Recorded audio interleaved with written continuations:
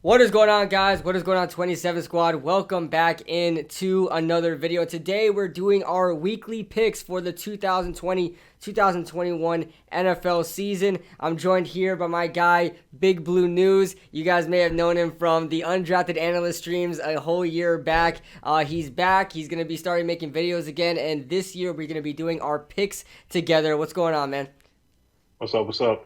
I had to come back. The original undrafted analyst, one of the original members. So, Yeah, it's gonna be fun this year, man. It's gonna be fun this year.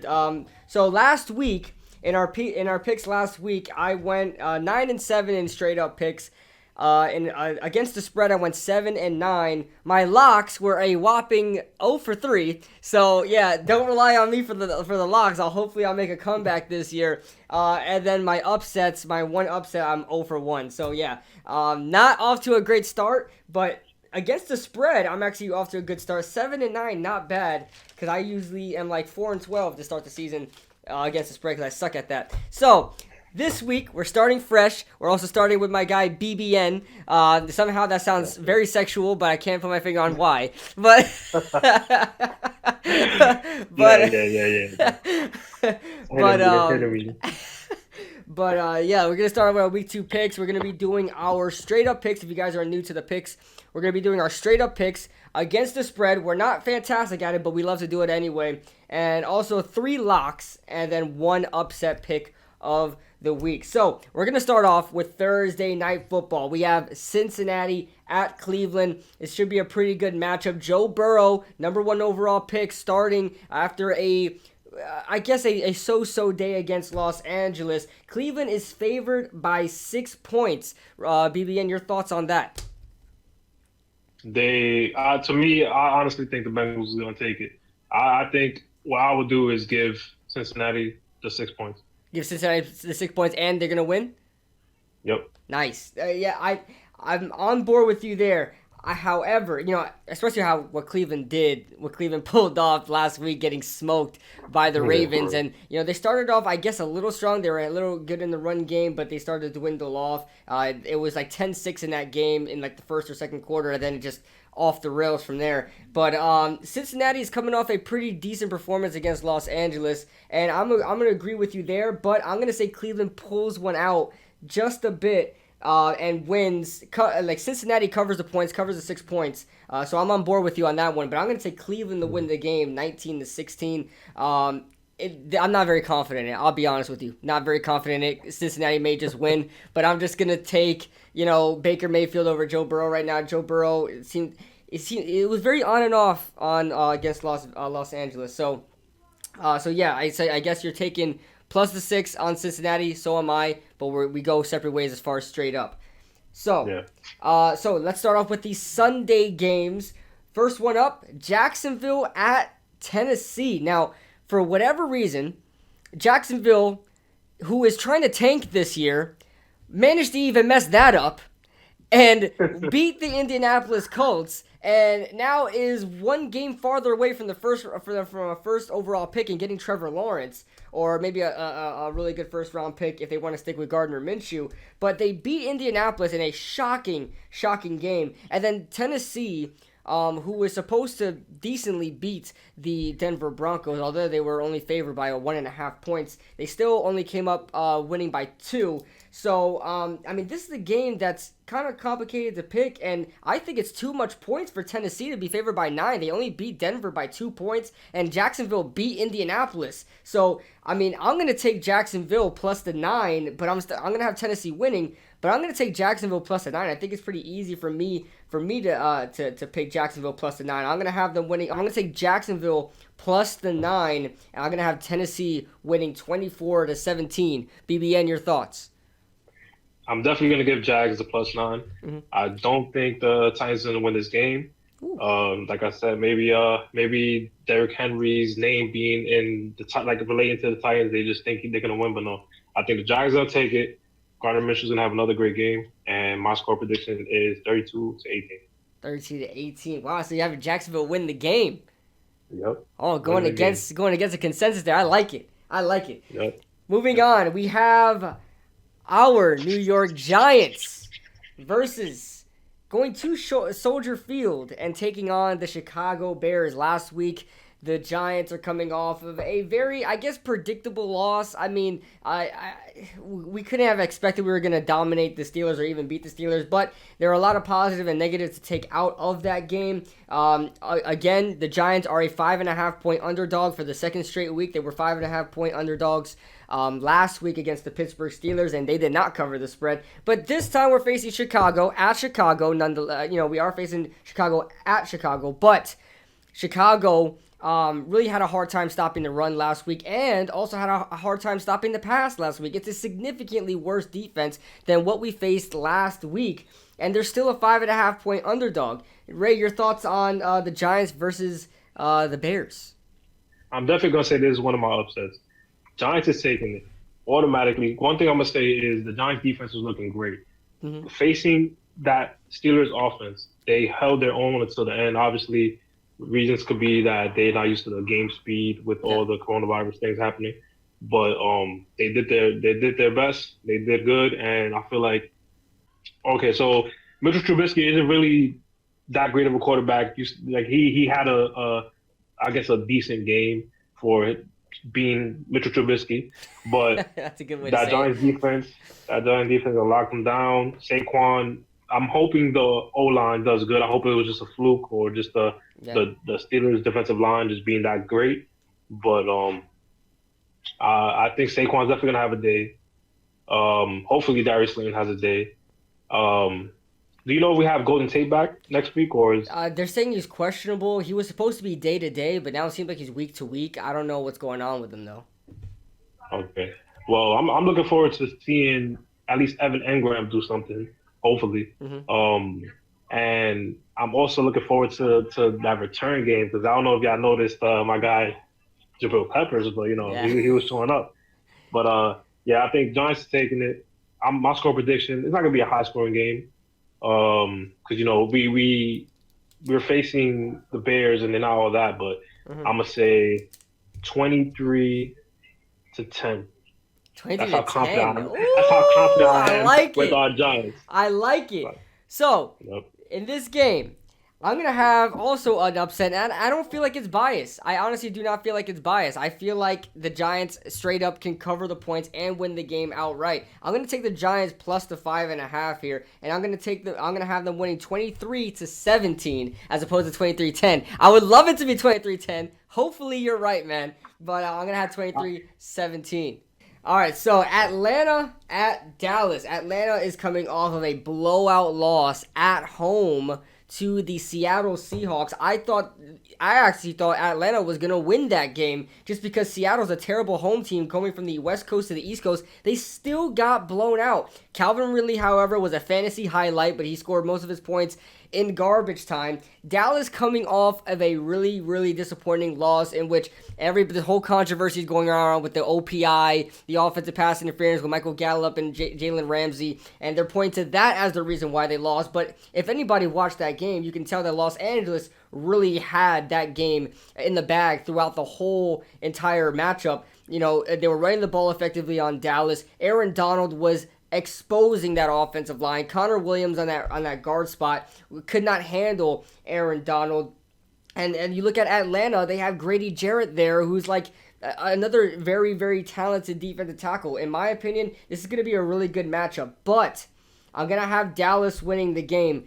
I'm going to have Dallas also covering the 4.5-point spread. I'm going to have them winning 24-17, but I'm not too confident in it. Atlanta may just get the win here against Dallas, but I feel like Dallas is too much of a talented team, and I know what can go wrong will go wrong with this team because as a Giants fan, I've seen that every single year. Dallas just sucks. But, I'm just going to take Dallas here, minus the 4.5 here. They're favored here by 4.5 at home. I'm going to take them to win 24-17. I'm going to agree with you in that. I think the Cowboys, Rams defense isn't nothing to play with. And Aaron Donald was just throwing people like they were little kids. I don't know if you've seen the clip with freaking him just picking up Ezekiel and throwing him to Dak. Did you see the play where he bulldozed one Cowboy guard, and I think he bulldozed Zach Martin, and then he ran into somebody else? It looked like a complete bowling ball. Oh my God. Yeah. So, I'm gonna give the There you Cowboys at least. I'm gonna give the Cowboys at least, the credit for handling their own against that Rams defense. go. But I'm gonna say Cowboys win, and my score prediction is similar to yours. It's 24-18. Nice, nice. 24-18. All right, moving on. Denver at Pittsburgh. Now this is going to be a decent game to watch, but Pittsburgh is coming out now. I mean, beforehand we probably would have thought this was a more decent game for Denver because Denver has been like known as a sleeper throughout the NFL, and I think they held their own against Tennessee. They fought well. But Pittsburgh is like really emerging now after the Giants game. Hopefully they're emerging as one of the best defenses in the NFL. Otherwise, I'll be pretty pissed of how the Giants played. They better be a strong defense. I'm gonna be pretty pissed. A lot of people are saying that Pittsburgh is a top 3 team in the AFC because of what they saw defensively against the Giants. I don't know if that's a good thing or a bad thing. That might be because the Giants suck. But Pittsburgh really looks good right now, especially on the defensive side of the ball. You know, their front seven was always great with Bud Dupree and Devin Bush and TJ Watt. The list goes on and on. But now they're really developing a secondary. Mike Hilton is starting to show up. Joe Hayden is strong. Minka Fitzpatrick is a key anchor to that secondary. They're looking really, really good. And Big Ben also really impressed on Monday night. Against a Denver team with a second-year quarterback who's making his first start in the NFL, first starting season in the NFL, had a decent game against Tennessee. Not terrible, not great. Only came up with 14 points. But as far as that goes, he's going to be facing a very tough defense. Yes, he has a lot of weapons. Jerry Jeudy, Cortland Sutton, KJ Hamler. You know, a lot of wide receivers there, and a decent, two-headed monster there, running back. But as far as this game goes, Pittsburgh just looks too good on defense. I have to take them minus the 7.5 points. I'm going to take them 27-17 to win the game over the Broncos. Big Blue? Definitely agree. I feel like, well, matter of fact, I'm going to change that. I'm going to give Broncos the 7.5, but have the Steelers winning. One reason is that, I don't know if you know, but Juju Smith is questionable. So, first of all, let's just talk about how Juju Smith smoked us. And also, one thing I noticed is I think James Conner is also questionable, but he wasn't really doing anything that game, so it didn't matter. Right. But Benny Snell definitely showed up. Mm-hmm. I don't think he's going to do the same thing against the Broncos. I know the Broncos have a lot of injuries, though. I know Von Miller's Yes. Von Miller's out. I don't know who else is out, but I've seen the list of the players that are out. But I'm going to give the Steelers the win, only because of their defense. And, because Big Ben is going to make some plays no matter who's the target. Mm-hmm. And I'm going to say Steelers win 20 to 14. 20-14, low-scoring game there in Pittsburgh. All right, so we're gonna move on to Indianapolis. Indianapolis. It's annoying, but the Indianapolis Colts versus the Minnesota Vikings. This is gonna be an interesting game to watch as well.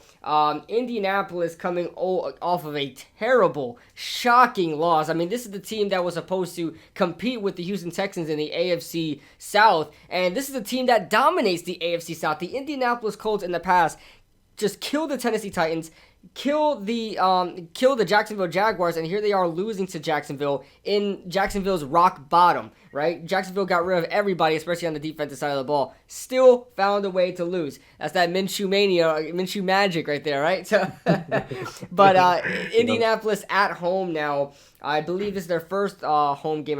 Was it their first home game, or that Jacksonville game was at Jacksonville? I think it was at Jacksonville. It was at Jacksonville. Yeah, it was at Jacksonville. So this is their home debut here at Indianapolis. And the Minnesota's coming off of another disappointing loss. A lot of people thought Green Bay was going to lose that game. I had them winning. But, they got smoked. 43 points against Aaron Rodgers' Green Bay Packers. Interested to get your thoughts on this one, Ray. I'm going to take the Vikings +3. I'm going to say they take it.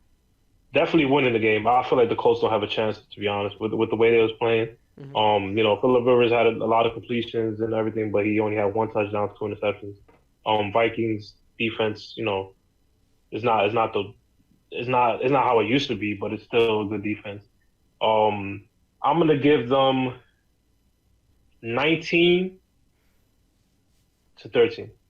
19-13, low scoring game. I'm going to agree with you as well. I'm going to take Minnesota plus the 3 and also winning in an upset. I'm going to have them winning 23-20, a little bit of a closer game, but I think Minnesota is going to pull it off. I mean, Minnesota is coming off that tough loss, but it was against Green Bay, and there's just no excuse for Indianapolis losing to Jacksonville. There's absolutely no excuse. I can't even see Jacksonville winning more than 3 more games this year, and let alone them beating a potential AFC South winner. Don't see it. Indianapolis will not get away with that one. So, gonna give it to Minnesota plus the 3. We're gonna then move on to the Carolina Panthers. Now, this is an interesting spread here, BBN. Interesting spread here.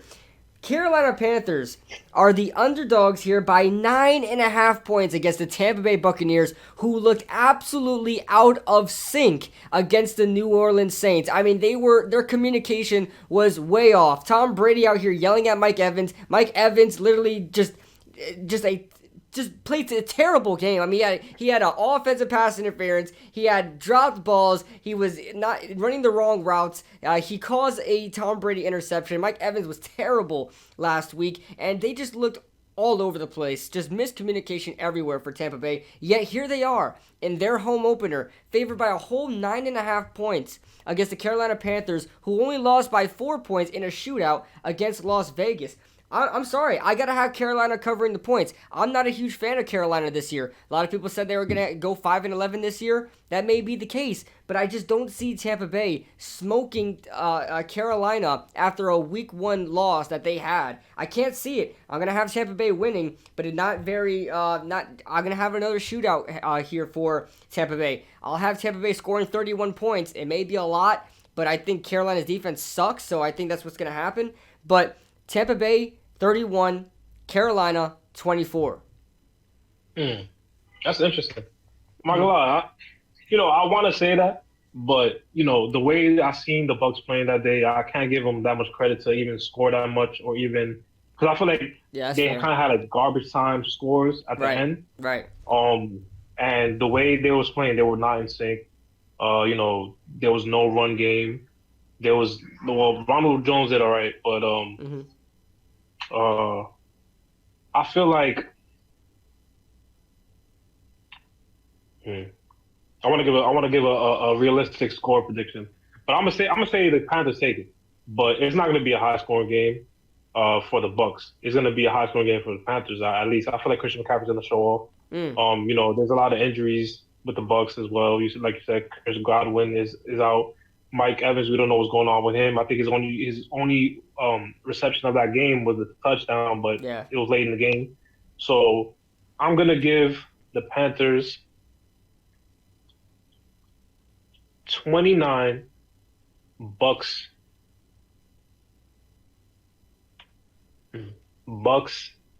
19. 29-19. A lot of really interesting scores you're putting out there.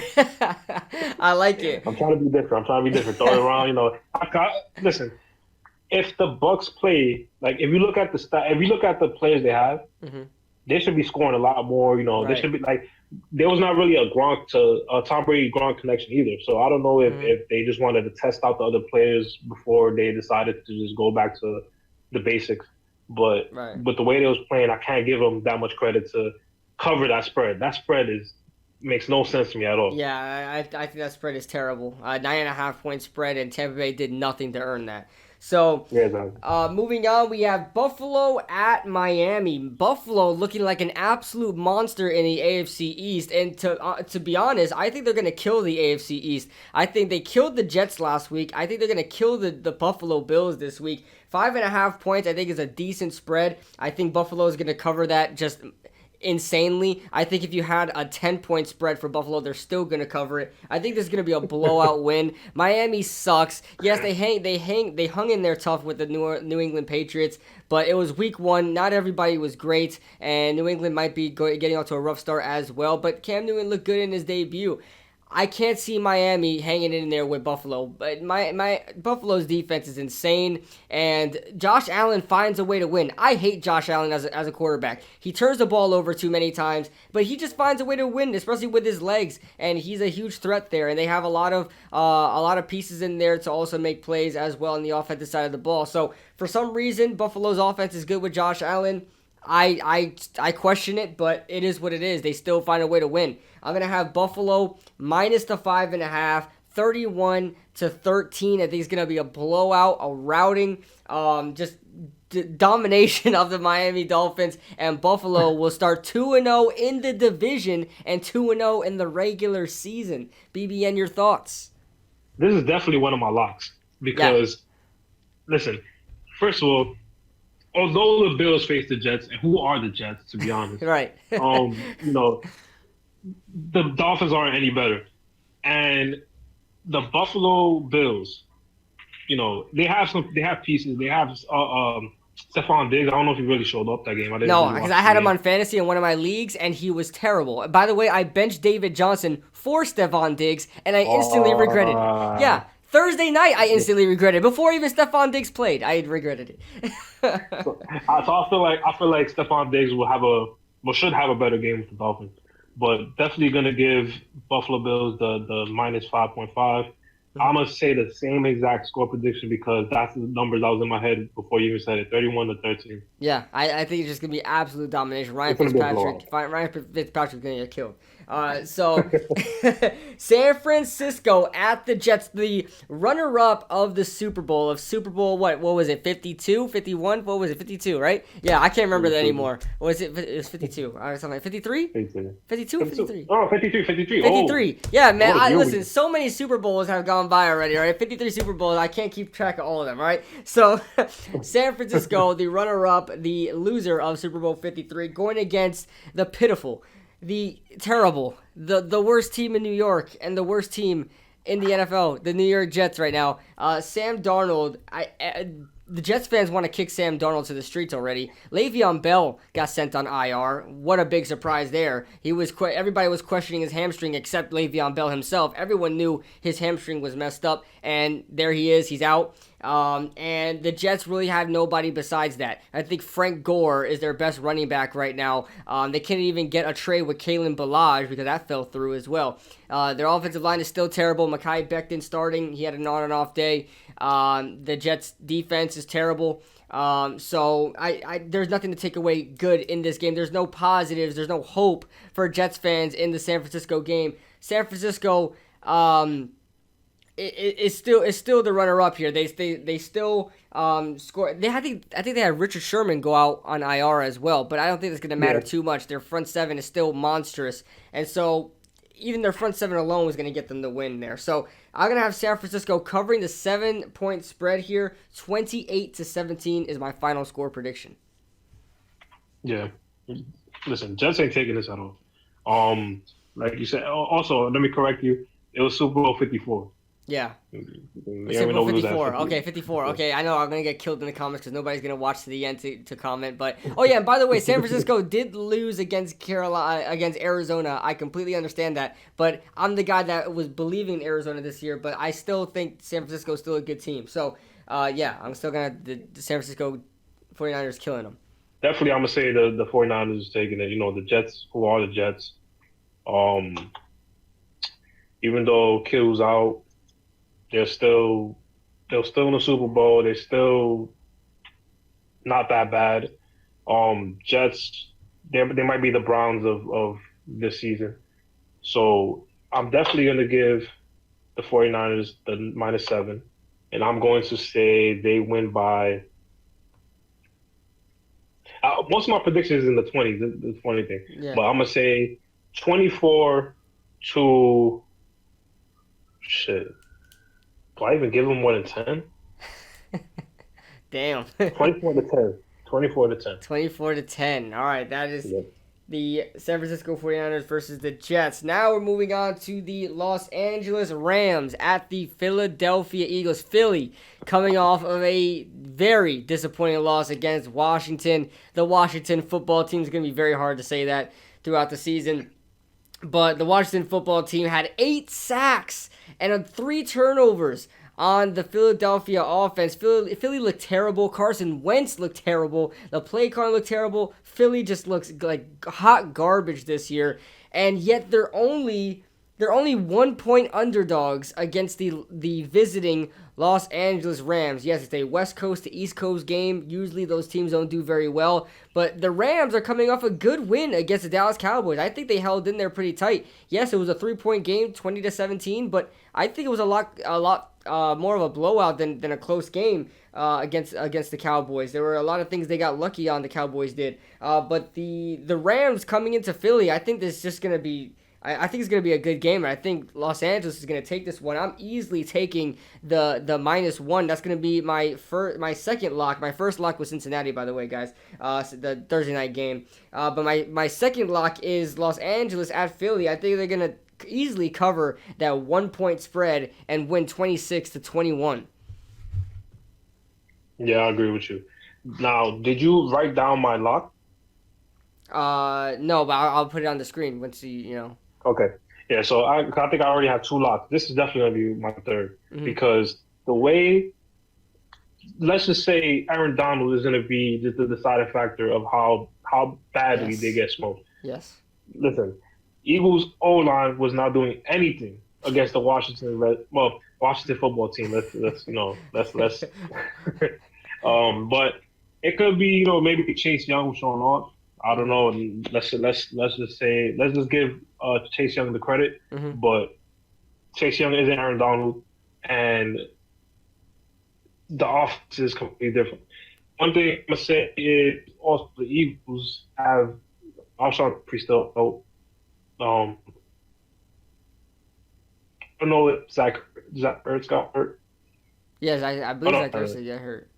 All right, so I definitely have the Los Angeles Rams covering that -1 spread. The way Aaron Donald babied freaking that Cowboys O-line it just speaks for itself. So I'm gonna give the Rams. We give the Rams 24 and give the Cowboys. I'm gonna give the Eagles. I'm gonna give the Eagles 14. 24-14.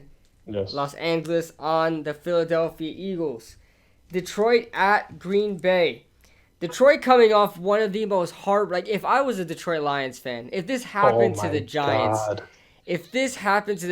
I might I haven't cried for a game in years. I might literally shed a tear, especially Detroit hates Chicago. They're rivals. Okay? If this was the Giants versus Cowboys and Saquon Barkley dropped that, I'll tell you right now, I would have literally been in tears. I mean, that's a very heartbreaking loss and a first game for a rookie. DeAndre Swift's first game.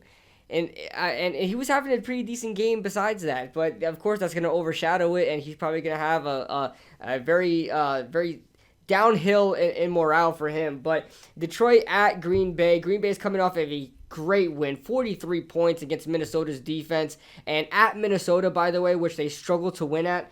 And so Green Bay really put on a show. They are favored by 6 points here. BBN, your thoughts on the game here? I'm gonna give Green Bay the -6 or -6, should I say? Score prediction, I'm gonna say is gonna be a blowout, 34-20. No freaking way. Yes, because I feel like you said with DeAndre Swift is gonna bring down his morale. That not only that, Matthew Stafford is probably not gonna even look at DeAndre Swift. He's so mad. Yeah. I don't know if you seen that meme that it was a guy sitting in the locker room and he was sitting on the bench and some guy came up and slapped the crap out of the back of his head, and it was like Matthew Stafford going into the locker room to talk to DeAndre Swift. But yeah, after that game, first of all, Green Bay Packers looking in sync. Yeah. They did their thing. Detroit Lions after that loss, they might have a issue, getting back into sync or just getting back from that. And it's not going to be a close game. It's going to be 34-20. I'm saying this right now. That's I would make this my lock just to be You know why I said no way? Because I had the same exact score written down. 34-20. Let's go. So There yeah, you I go. think it's gonna be 34-20. As soon as you said that, I'm like, he said 34, they said 20. Like, oh snap, no way. And by the way, just to mention for you guys, Detroit squandered a huge lead over Chicago. Detroit had like a 23-6 lead over Chicago. Chicago came all the way back and won 27-23. So they choked that game away. I don't think they're going to be ready for Green Bay. Green Bay seems like they are the NFC North champions this year. Yeah. Not going to speak too soon, but that's what it looks like right now. So I'm going to take the Green Bay Packers -6 as well, and I have them win 34-20. We then move on to, I think it's going to be an interesting game. A lot of people might not care about this just because, Washington's in our division, and Arizona is a team that I had as a sleeper this year, and they're proving me right so far after beating the 49ers. The Arizona Cardinals hosting the Washington Redskins. The Redskins are an underdog by 6.5 points. I think that Washington, and this may go against everything I've said in the past of how much I really love Arizona. I love Arizona this year. I think they're going to be in competition for a wild card spot this year, especially with that extra wild card spot put in place this year. But I think Washington, call me crazy, I think Washington's going to cover the points. Not because of what they're going to do on offense, but because of how well Washington played on defense. Arizona does not have a good offensive line. Yes, Kyler Murray can move out the pocket, do all that crazy stuff he wants, but Arizona does not have a good offensive line. I think Chase Young is athletic enough to keep up with Kyler Murray wherever he goes, and they're very stacked on that front seven. Their secondary seems to be a lot better. They played a lot better last week. So I think it's going to be a tough matchup for Arizona. I think they're going to win, but I think Washington's going to hang in there close. I'm going to take Washington with the points and Arizona to win 23-17. What? Bro, you read my mind. You literally, I was going to say that. I was going to say, even though the Washington football team faced. Oh yeah, did I say? I think I said Redskins too. I think I said Redskins. Yeah, whatever. I'm trying to get used to it. I don't think I'm gonna get used to it until the end of the season, bro. Yeah, I can't say Washington football team. Like what the I don't know. Yeah. Let's just say Washington.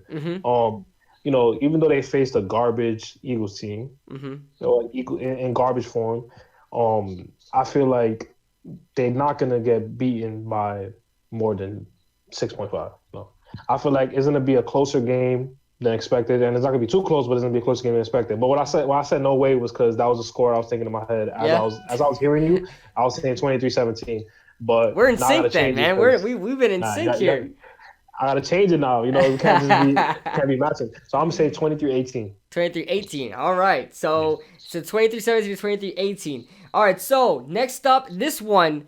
Had Houston been in there close with Kansas City, this would have been a lot better game to watch, a lot better game to be anticipated. But Baltimore at Houston, we have one of the best quarterbacks in the NFL, probably 2 and 3 respectively in Lamar Jackson. I'd say Patrick Mahomes number 1, then 2 and 3 in Deshaun Watson and Lamar Jackson.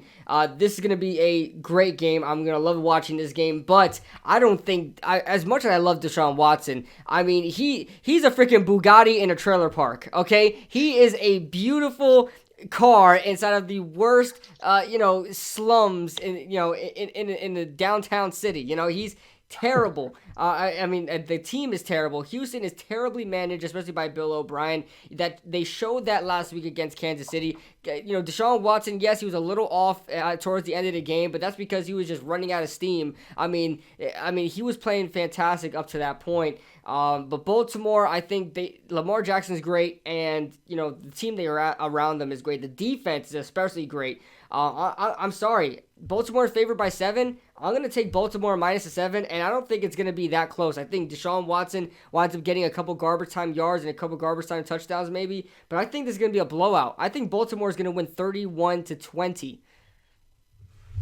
That's a good prediction. I'm going to say around the area, but one thing I'm going to say is what I noticed from Deshaun Watson, he was more of a game manager at the last game because it was just straight, for me, it was just David Johnson, giving them the yards that they needed. Right. And, the Ravens probably, I would say, have either an equal or a little better defense than the Chiefs when it comes to run defense. So, well, in my opinion, so I'm gonna say Ravens cover the spread and they win 31-20.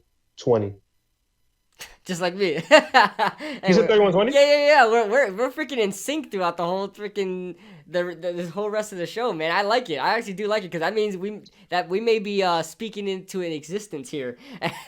We might be freaking gurus here. So.